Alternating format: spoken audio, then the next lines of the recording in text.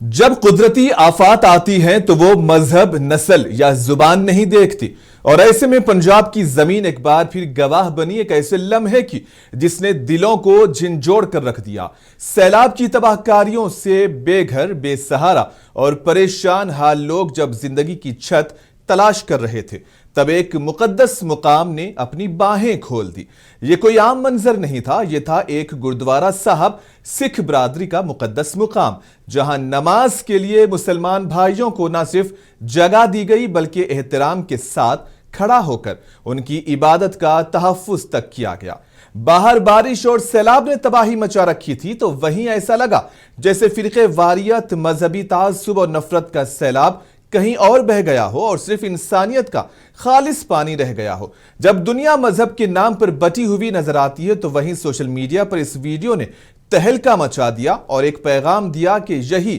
اصل بھارت کی پہچان ہونی چاہیے۔